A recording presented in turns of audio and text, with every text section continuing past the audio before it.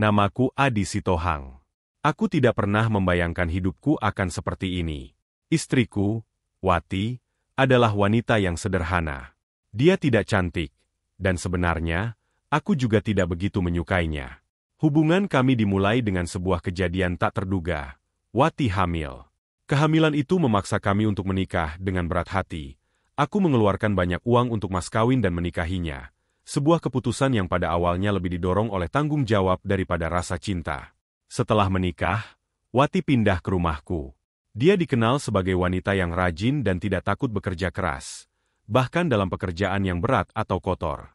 Semua orang di sekitar kami memuji keputusanku menikah dengan wanita yang dianggap bijaksana ini, tetapi hanya aku yang mengetahui, betapapun bijaksananya dia, aku tidak bisa memaafkan apa yang terjadi di belakangku. Wati mengandung selama 9 bulan, dan akhirnya melahirkan seorang anak perempuan. Aku mengharapkan dukungan dari ibuku, tapi harapanku sirna saat dia kecewa karena cucunya perempuan.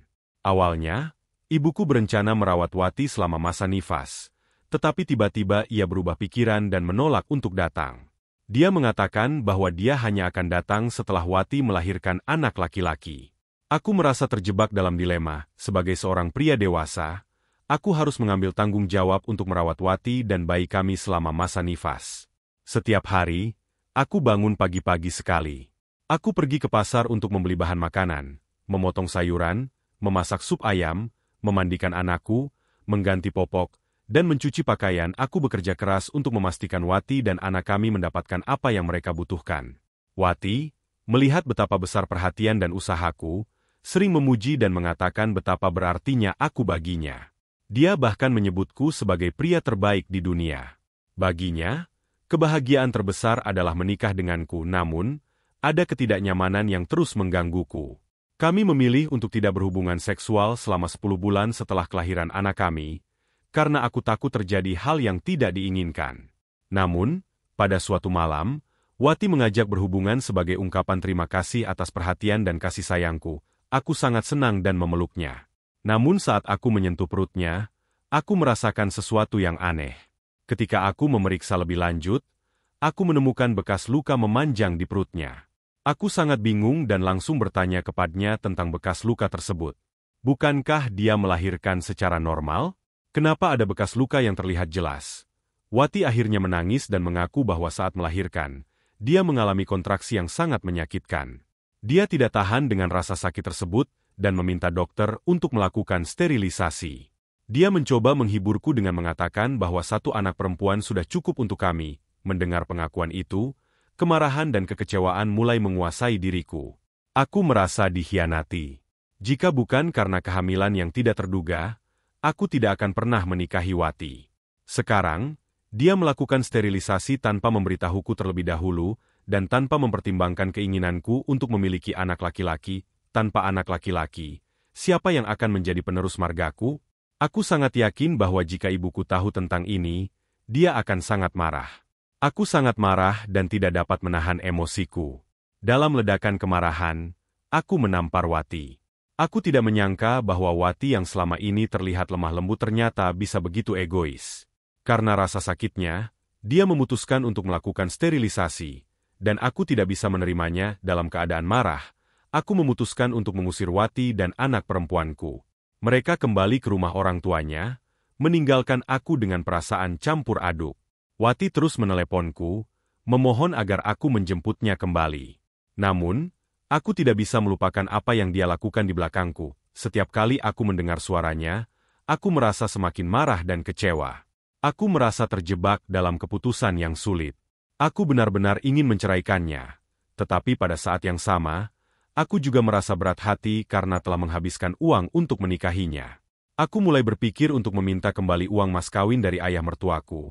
Tetapi aku tidak tahu bagaimana cara melakukannya. Aku merasa bingung dan tidak tahu harus berbuat apa. Aku bertanya-tanya apakah aku harus menceraikannya atau mencoba mencari jalan tengah. Apakah Wati benar-benar bersalah karena melakukan sterilisasi tanpa berdiskusi denganku? Apakah ada kemungkinan kami bisa memperbaiki hubungan kami? Aku duduk sendiri di rumah, merenungkan semua yang telah terjadi. Rasa sakit dan kekecewaan yang aku rasakan sangat mendalam. Aku merasa dikhianati oleh seseorang yang kuanggap sebagai bagian dari hidupku. Aku berdoa agar aku bisa menemukan jalan keluar dari situasi ini, agar aku bisa membuat keputusan yang tepat untuk masa depanku, Wati, dan anak kami. Hari-hari berlalu, dan keputusan yang harus aku buat semakin mendesak. Wati terus menelepon. Suaranya penuh dengan keputusasaan dan rasa sakit. Aku merasa tertekan, berada di persimpangan antara kemarahan dan rasa tanggung jawab. Aku seringkali membayangkan wajah putri kecilku dan bertanya-tanya bagaimana masa depannya akan berjalan jika aku tetap jauh dari mereka. Suatu malam, aku merenungkan keputusan yang harus kuambil. Ibuku yang sebelumnya sangat kecewa, mulai menunjukkan sedikit kepedulian terhadap cucunya. Dia bertanya tentang kabar Wati dan anak kami, meskipun aku tahu dia belum benar-benar siap untuk menerima mereka sepenuhnya. Aku merasa berat untuk memberitahu ibuku tentang apa yang terjadi, tapi aku juga tahu dia memiliki hak untuk tahu. Sementara itu, Wati masih terus mengirimkan pesan-pesan penuh harapan. Dia menceritakan betapa sulitnya hidup di rumah orang tuanya, tanpa adanya dukungan finansial dariku. Dia juga menceritakan bagaimana ibunya terus-menerus mengkritiknya dan menekan untuk mengembalikan uang mas kawin. Aku bisa merasakan betapa hancurnya hatinya, dan sejujurnya, aku juga merasa sedikit bersalah. Akhirnya, aku memutuskan untuk mengunjungi rumah orang tuanya. Aku tahu ini bukan keputusan mudah, tetapi aku merasa perlu melihat Wati dan anak kami secara langsung. Ketika aku sampai di rumah orang tuanya, suasana menjadi tegang. Wati tampak lelah dan tertekan, tetapi dia berusaha terlihat kuat di hadapanku. Anakku, yang baru berusia beberapa bulan, terlihat sehat, tetapi dia tampak sangat bergantung pada ibunya. Kami berbicara berdua di kamar tidur. Wati mencoba menjelaskan keputusannya untuk melakukan sterilisasi. Dia mengatakan betapa tidak tertahankannya rasa sakit yang dia alami saat melahirkan. Aku tidak tahu harus bagaimana lagi, Bang. Aku pun melakukan itu demi anak kita. Ujarnya dengan suara gemetar. Aku tahu betapa beratnya pengalaman melahirkan, tetapi di sisi lain, aku merasa dikhianati. Aku merasa sulit untuk mengerti mengapa dia tidak berdiskusi denganku sebelum mengambil keputusan sebesar itu. Aku menatap wajah Wati, melihat air mata yang mengalir di pipinya, dan aku mulai merasakan kepedihan yang lebih dalam. Kembali ke rumah, aku mencoba untuk menenangkan pikiranku. Aku berbicara dengan ibuku, dan meskipun dia masih kecewa, dia mulai memahami betapa rumitnya situasi ini. Dia memberikan nasihat yang bijaksana, mengatakan bahwa kadang-kadang keputusan yang impulsif bisa memperburuk keadaan dan penting untuk mempertimbangkan perasaan semua pihak sebelum membuat keputusan akhir. Aku merasa terjebak antara kemarahan dan keinginan untuk memperbaiki keadaan. Aku tahu aku tidak bisa hidup terus-menerus dalam kebencian dan kemarahan. Aku memutuskan untuk memberikan kesempatan kepada Wati dan mencoba mencari solusi yang mungkin bisa menguntungkan semua pihak. Mungkin ini adalah kesempatan untuk memperbaiki hubungan kami dan membangun kembali kepercayaan yang rusak. Aku menghubungi Wati dan mengajaknya berbicara tentang kemungkinan untuk mencari jalan tengah. Kami memutuskan untuk menemui seorang mediator pernikahan. Pertemuan dengan mediator memberikan perspektif baru dan membantu kami memahami perasaan masing-masing. Wati mengakui bahwa keputusannya untuk melakukan sterilisasi memang sangat impulsif, tetapi dia merasa tidak ada cara lain untuk menghadapi rasa sakitnya. Kami pun sepakat untuk memberi diri kami waktu untuk merenung dan mencoba membangun kembali hubungan kami. Wati berjanji akan berbicara lebih terbuka mengenai keputusannya di masa depan, dan aku berkomitmen untuk mendukungnya lebih baik lagi. Walaupun tidak ada jaminan bahwa semuanya akan menjadi lebih baik, kami berusaha untuk melihat masa depan dengan harapan dan tekad baru. Aku juga memutuskan untuk tidak meminta kembali uang mas kawin dari ayah mertuaku. Aku merasa bahwa meminta uang itu kembali hanya akan memperburuk keadaan. Aku ingin fokus pada membangun kembali kepercayaan dan hubungan kami.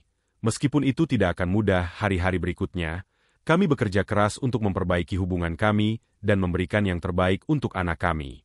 Aku tahu bahwa perjalanan ini akan panjang dan penuh tantangan, tetapi aku percaya bahwa dengan usaha dan komitmen, kami bisa menemukan jalan menuju kebahagiaan dan kedamaian.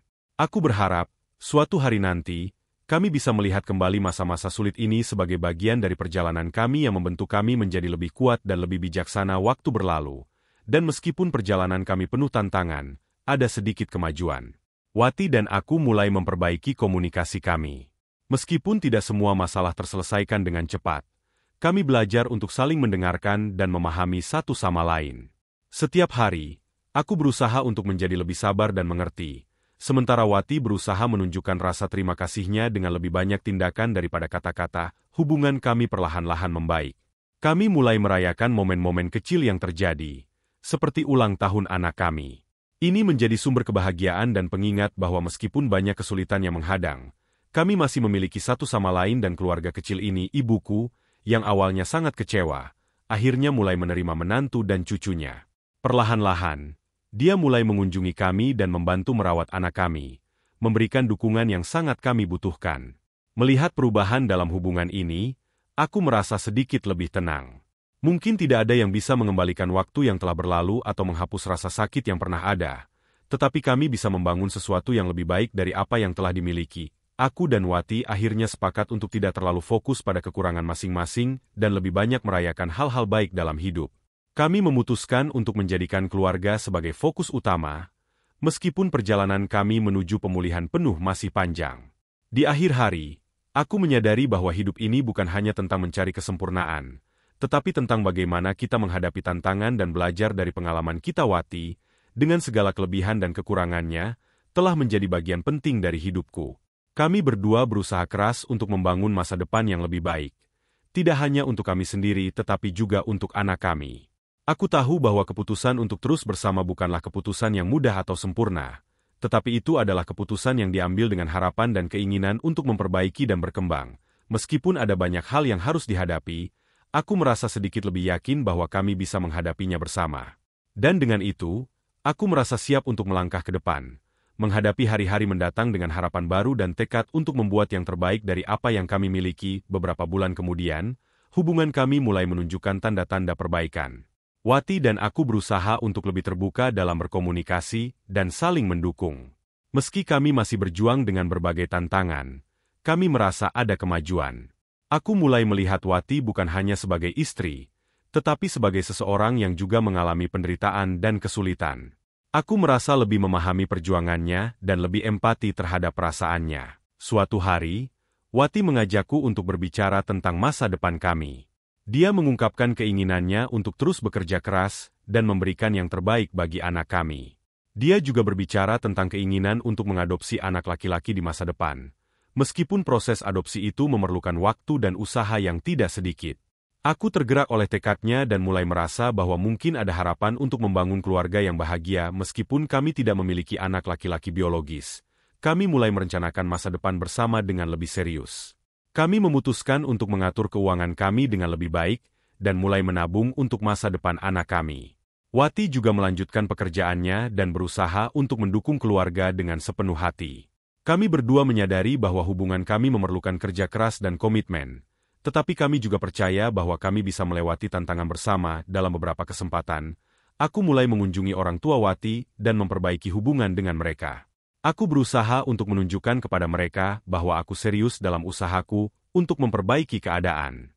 Meskipun proses ini tidak mudah dan tidak instan, aku merasa ada kemajuan dalam hubungan kami dengan mereka.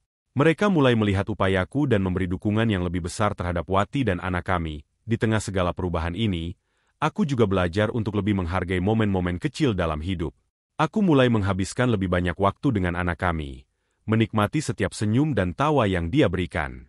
Aku merasa lebih terhubung dengan keluarga kami dan mulai memahami arti sebenarnya dari cinta dan tanggung jawab. Suatu malam, setelah makan malam bersama keluarga, aku duduk di teras rumah dan merenung tentang perjalanan kami.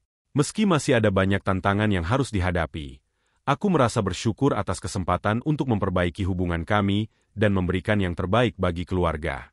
Wati dan aku telah melalui banyak hal bersama, dan meskipun masa depan masih penuh ketidakpastian, aku merasa optimis. Kami terus berusaha untuk memperbaiki komunikasi dan mendukung satu sama lain.